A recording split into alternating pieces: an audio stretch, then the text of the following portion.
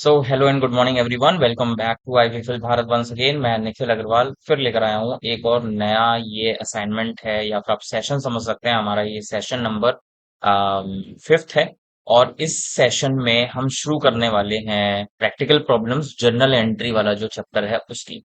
तो ये हमारा जो है पहला असाइनमेंट या पहला प्रैक्टिकल प्रॉब्लम आज ये होने वाला है, जिसके अंदर हम बहुत ही सिंपल जर्नल एंट्रीज करने वाले हैं, जिसके अंदर हमारी लगभग 10 से 12 ट्रांजैक्शंस हैं। तो आप उस सभी को ध्यान से देखिएगा। अगर आप 11th स्टूडेंट्स हैं और अकाउंट्स के स्टूडेंट हैं तो ये वाला जो असाइनमेंट है, इसको आप जब कर लेंगे तो आपको समझ में आ जाएगा कि हमने जो गोल्डन रूल्स आपको पढ़ाए थे उसको हमें अप्लाई कैसे करना है। और अभी तक जो आपने सेशंस देखे उसमें आपके बहुत ही छोटे छोटे क्वेश्चंस थे, बट अभी ये जो क्वेश्चन है ये लेंदी क्वेश्चन होने वाला है और बहुत ही सिंपल है। लेकिन ये ठीक है, तो नरेशन भी देखेंगे और साथ साथ हम इसकी जो डेबिट और क्रेडिट में क्या क्या चीजें लिखी जानी है वो भी देखेंगे विद अमाउंट। ठीक है,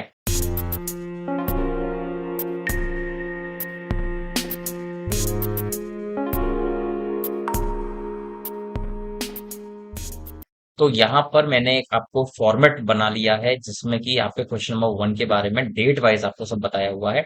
यहाँ पे ये मैंने फॉर्मेट बना दिया है जिसमें आपको डेट डालनी है, अगर डाल सकते हो, ट्रांजैक्शन का नंबर डालना चाहो डाल सकते हो, पर्टिकुलर्स में आपका डेबिट में क्या है क्रेडिट में क्या है वो आप डालना, और डेबिट में अमाउंट में कितना आ रहा हो क्रेडिट के अमाउंट आ रहा है वो आपको डालना होगा। ठीक है, तो चलिए, तो पहला ट्रांजैक्शन शुरू करते हैं। Business started with cash. पहले क्वेश्चन में हम कैश में बिजनेस शुरू कर रहे हैं। इसका मतलब हो गया कि हम यहाँ पर कैश, और यहाँ पर हम यहाँ पे डाल देते हैं कैश अकाउंट डेबिट है, और यहाँ पे हम लिखते हैं टू। तो यहाँ पे हम डाल देते हैं कैपिटल अकाउंट। अब क्योंकि हमें यहाँ पर ओनर का नाम नहीं पता है इसलिए हम यहाँ पर टू कैपिटल अकाउंट लिख रहे हैं, अदरवाइज ओनर का नाम के साथ में हम कैपिटल अकाउंट यहाँ पे डाल देते हैं। ठीक है, तो पहली एंट्री में हमारे पास, क्योंकि ओल्डर रूल में हमें बताया हुआ है कि व्हाट कम्स इन बिजनेस में क्या आया है, कैश आया है। और जो कैपिटल वर्ड है, कैपिटल जो है वो उसका रूल है कि हमेशा क्रेडिट में लिखा जाता है। या फिर ये समझ लीजिए गिवर कौन है, गिवर यानी कि जो ओनर है बिजनेस का उसने अपने बिजनेस में पैसा डाला है, यानी कि रिसीव गिवर कौन है, ओनर का नाम। ठीक है, अब यहाँ पर ओनर का नाम नहीं दिया हुआ तो हम सिर्फ कैपिटल देखकर इसको कंप्लीट कर देंगे। फिर आते हैं अमाउंट वाले कॉलम में, यहाँ पर हम अमाउंट डाल देते हैं 1 लाख, और यहाँ पे भी हम इसको डाल देते हैं 1 लाख। ठीक है, नेक्स्ट ट्रांजेक्शन पे चलते हैं। इसमें हम गुड्स परचेज कर रहे हैं। अब क्योंकि हमारे पास 1 लाख रुपए ऑलरेडी हैं और 1 लाख रुपए में से हम 25,000 के गुड्स को खरीद सकते हैं, तो हम यहाँ पे लिखेंगे परचेज अकाउंट DR डेबिट में, और नीचे हम लिख देंगे टू। यानी कि जब हम गुड्स परचेज कर रहे हैं तो हमारे पास से क्या जा रहा है, क्या जा रहा है, कैश जाता है हमेशा हमारे पास से, तो हम यहाँ पे लिख देते कैश अकाउंट। और यहाँ पे हम अमाउंट डाल देते हैं 25,000, यहाँ से कॉपी कर लेते हैं, और यहाँ पर डेबिट अमाउंट में 25,000 और क्रेडिट अमाउंट में, क्रेडिट के सामने 25,000। ठीक है, तो ये एंट्री आपको समझ में आ गई होगी कि हम जब खरीदते हैं सामान तो हमारे पास सामान आता है, व्हाट कम्स इन सामान, लेकिन हम सामान का नाम ऐसे ही नहीं लिखते, सामान कैसे आया, परचेज करके आया, और उसके एवज में हमारे पास से क्या गया, इट्स कैश, इसलिए हमने कैश को व्हाट गोज आउट यानी कि कैश को क्रेडिट में लिख दिया है। नेक्स्ट 3rd अप्रैल की एंट्री पे चलते हैं, और यहाँ पे है goods purchase from Pankaj on credit. अब यहाँ पर पहले वाली एंट्री में था कैश, अब यहाँ पे हमें पंकज का नाम दिया हुआ है, साथ में लिखा भी हुआ है क्रेडिट। अगर क्रेडिट ना लिखा हुआ हो, नाम लिखा हुआ हो, तो भी उसको क्रेडिट मानेंगे।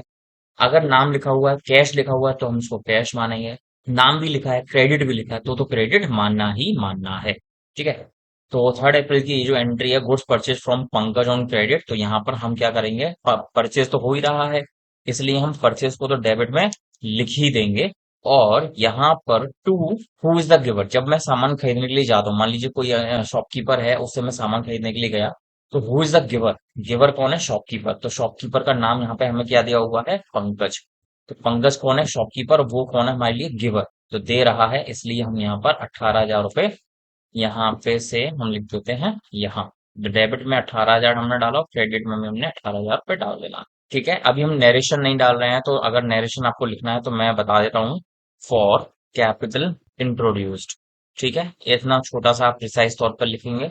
उसके बाद आपका purchase, for purchases made in cash, bill number जो भी है, डेट जो भी है वो आप यहाँ पे डाल देंगे। 3rd ट्रांजेक्शन में हमने परचेज का ही डालना है, for purchases made in credit. अब इसमें आप बता सकते हो made in credit from Pankaj against bill number this dated this. ठीक है, आगे चलते हैं। परचेज हमने कर लिया है, अब आती है बेचने की बारी। बेच रहे हैं हम नरेश को क्रेडिट पर, तो हम यहाँ पे डाल देते हैं, पहले तो जब हम बेचते हैं तो ध्यान रखिएगा सामान हमारे पास से जा रहा है, जब जाता है सामान हमारे पास से तो यानी कि व्हाट गोज आउट हमेशा क्रेडिट में लिखा जाता है, यानी कि यहाँ पे हम लिख देते हैं क्रेडिट में, यहाँ पे सेल्स, ठीक है। और हु इज द रिसीवर, जब सामान मेरे पास से कोई खरीद रहा है तभी तो मैं बेच पा रहा हूँ। तो जब मैं सामान बेचूंगा तो सामने वाला बंदा जो है मेरे, वो रिसीव करेगा उस सामान को। रिसीवर का हम यहाँ पे लिखते हैं ना डेबिट में, तो नरेश अकाउंट हमने लिखा डेबिट में, ठीक है। और यहाँ पर जो अमाउंट हो जाएगा वो हो जाएगा 9,000 रुपीज, जो हम यहाँ से ले लेते हैं, ये और फिर यहाँ, ठीक है। इसका नरेशन भी आप डाल दीजिए, for sales made to Naresh on credit, ठीक है। चाहे तो आप इसको थोड़ा छोटा कर देते हैं। नेक्स्ट एंट्री पे चलते हैं, यहाँ पर April 7 की एंट्री हम कर रहे हैं, गुड्स रिटर्न टू पंकज। क्या पंकज से मैंने खरीदा था सामान? अगर पंकज से आपने सामान खरीदा था यानी कि परचेज किया था, अब पंकज को हम वो सामान, कुछ सामान वापस कर रहे हैं। हमने खरीदा था टोटल सामान 18,000 का, और 12,000 का सामान हम यहाँ पर उसको वापस कर रहे हैं।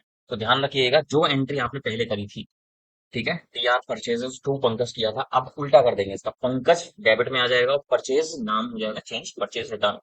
तो पहले हम यहाँ पे लिख देते हैं पंकज, पंकज को हमने यहाँ पे कर देना है अकाउंट डेबिट, और टू परचेज, क्योंकि डेबिट में था यहाँ पे क्रेडिट में हम लिखेंगे परचेज रिटर्न।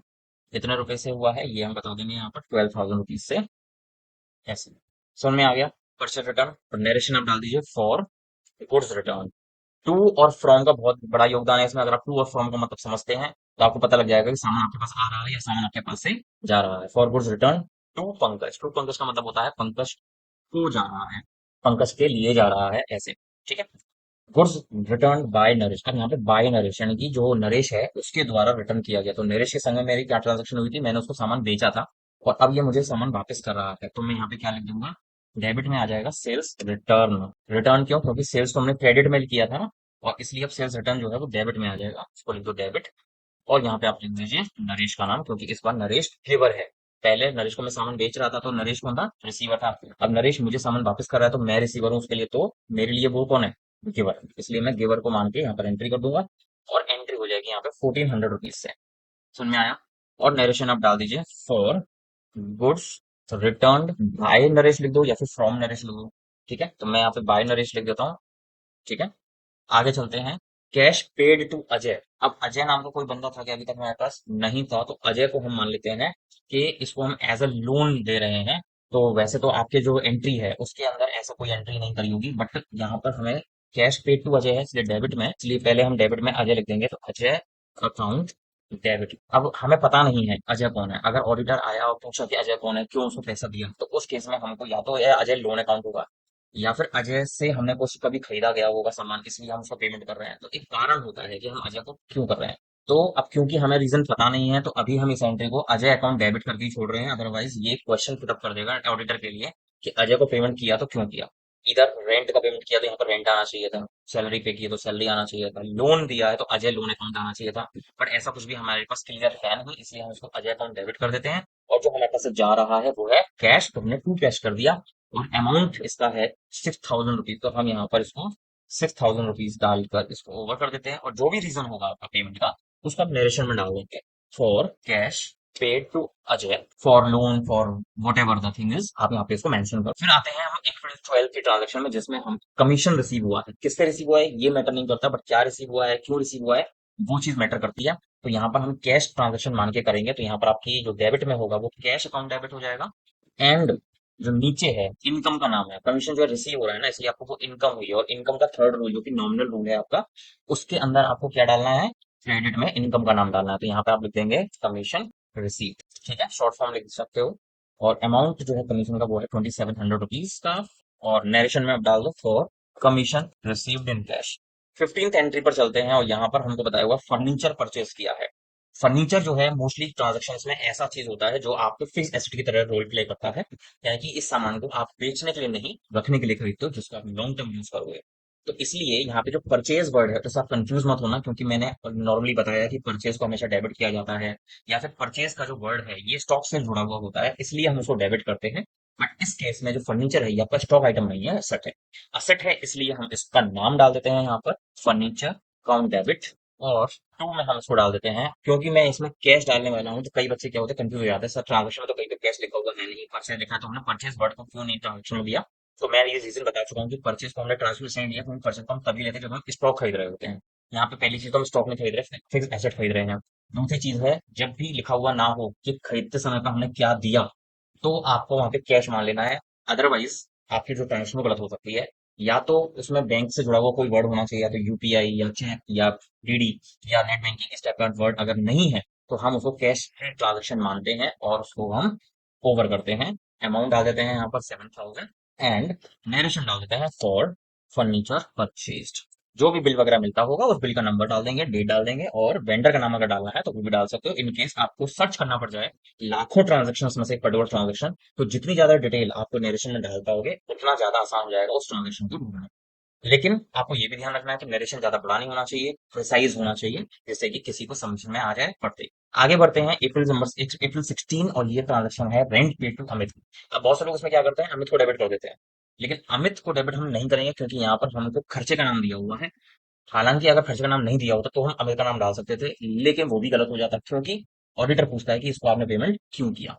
इसलिए हम यहाँ पर खर्चे का नाम डालते हैं, रेंट अकाउंट डेबिट। टू में हम डालते हैं, अब टू में अमित का नाम मत डाल देना, क्योंकि अमित के नाम की हमें जरूरत नहीं है। रेंटेड प्रीमाइस होती है, वो बदलती रहती है, तो कितनी बार आप अपने लैंडलॉर्ड का नाम बदल बदल कर अपने अकाउंट्स में डालोगे। इसलिए हम अमित का नाम यानी कि लैंडलॉर्ड का नाम ना डालकर यहाँ पे सिर्फ रेंट डालते हैं। इन केस आपने अपनी रेंटेड प्रीमाइस को बदला, तो जो हेड है आपका रेंट वही रहने वाला है, आपको इसमें प्रॉब्लम नहीं आने वाली है। ठीक है। अब रेंट के केस में भी यहाँ पर नहीं मेंशन कि आपने पेमेंट कैसे करा है, कैश में किया या चेक लगाया है, क्योंकि लिखा हुआ नहीं है, इसलिए मैं यहाँ पर कैश मानकर एंट्री करता हूँ। और अमाउंट डाल देते हैं यहाँ पर हम 5,000 रुपीज। अमाउंट डालने के बाद में आप आ जाती है नरेशन की, तो नरेशन आप डाल दीजिए for rent paid in cash. और यहाँ पे आप डाल देते हैं फॉर मंथ ऑफ। अब क्योंकि हम जो एंट्री कर रहे हैं वो अप्रैल की कर रहे हैं, तो हम या तो इसको पोस्ट पेड मान के कर लेते हैं या तो प्रीपेड मान के कर लेते हैं। जो भी मंथ है आपका, अप्रैल डाल लो या मई मंथ डाल लो, आप उसको खत्म कर देते हैं मंथ डालकर। ठीक है। Next, sold goods to Sumit for cash. अब हमने सुमित को कैश में बेचा है सामान, तो हमें सुमित का नाम याद रखने की जरूरत नहीं है। जब मैं उधार बेचूंगा सामान, और मान लीजिए मैंने किसी को सामान बेचा, वो मेरे को पैसे देकर नहीं गया सुमित, ठीक है, अभी तो मैं उसका नाम याद रखूंगा। अगर मेरे को वो पैसे ऑलरेडी दे गया, तो कोई दुकानदार अंकल हैं जो पैसे देने के बावजूद आपसे आप नाम पूछते हो, है ना। नाम वो तभी पूछते हैं जब आप उनको पैसे ना दो, आप उनको कहोगे अंकल पैसे शाम को दे दूंगा, तभी तो पूछेंगे आपका नाम क्या है बेटा, कहाँ से आए हो, क्या नंबर, फोन नंबर, एड्रेस वगैरह क्या है। वैसे तो वो मना ही कर दूंगा, देंगे ही नहीं। ठीक है। तो sold goods to Sumit for cash, तो हमने यहाँ पर एक तो रूल है सेल्स का, वो हमेशा क्रेडिट में लिखा जाता है सेल्स, क्योंकि सेल्स करते समय पर जो गुड्स हैं वो आपके पास से जा रहे हैं, व्हाट गोज आउट हमेशा क्रेडिट में लिखा जाता है। एंड यहाँ पर आपके पास क्या आ रहा है, फॉर कैश। फॉर कैश का मतलब होता है, यहाँ पे कैश को आप डेबिट में लिख देंगे विद अमाउंट 6,000 रुपीज। तो मैं यहाँ पर ये ले लेता हूँ 6,000, यहाँ पे मैंने 6,000 ले लिया है। और फिर यहाँ पर नरेशन डालकर इस एंट्री को ओवर करेंगे फॉर सेल्स, या फिर फॉर कैश सेल्स में छोटा सा ट्रांजेक्शन रखें फॉर कैश सेल्स में। इस ट्रांजेक्शन से आपको पता भी लग जाएगा कि कैश सेल की गई है। नेक्स्ट ट्रांजेक्शन में चलते हैं, ये भी कैश सेल्स वाली एंट्री है, तो इसकी एंट्री बिल्कुल सेम सेम होगी। आप यहाँ पे कैश अकाउंट डेबिट कर दोगे, और यहाँ पर आप टू सेल्स कर देंगे, टू सेल्स अकाउंट, और यहाँ पर आप डाल देंगे 7,000 रुपीज की ट्रांजेक्शन है, इसलिए 7,000। ठीक है। आगे चलते हैं, ये है हमारी इस क्वेश्चन की second last entry, cash receive from Naresh on account. अब नरेश के साथ हमारी कोई डीलिंग हुई थी क्या? नरेश के संग में हमारी डीलिंग हुई थी। हमने नरेश को पहले सामान बेचा था 9,000 का। नरेश ने उसमें से 1,400 का सामान वापस कर दिया था, तो हमारे पास था 7,600 रुपीज का बैलेंस उसके पास। और जो नरेश है फिलहाल अभी हमें दे रहा है 5,000 रुपए ऑन अकाउंट। तो जो भी ऑन अकाउंट यानी कि उसके ऊपर जितना भी अमाउंट पड़ा हुआ उसमें से 5,000 रुपए का रेक्टिफिकेशन डाल देंगे, मतलब खत्म कर देंगे उस एंट्री को। तो कैश रिसीव हो रहा है तो कैश अकाउंट डेबिट कर दो। और किससे रिसीव हो रहा है, गिवर ऑफ मनी, गिवर है नरेश। ठीक है। तो नरेश का मैंने यहाँ पे नाम डाला, और यहाँ पे हम अमाउंट डाल देंगे 5,000 रुपए। ठीक है। और नरेशन डाल दीजिए for amount received from Naresh. और अब चलते हैं अपनी लास्ट ट्रांजेक्शन पर, जो कि है अप्रैल 30 की सैलरी पेमेंट कर रहे हैं। सैलरी भी रेंट की तरह ही पेमेंट होती है, जैसे हमने रेंट को डेबिट किया था वैसे ही अब यहाँ पर हम सैलरीज को डेबिट करने वाले हैं। तो लिखो सैलरीज अकाउंट डेबिट, एंड यहाँ पे टू। अब मोड ऑफ पेमेंट नहीं लिखा हुआ है, तो आप क्या डीम करेंगे, कैश को मानेंगे।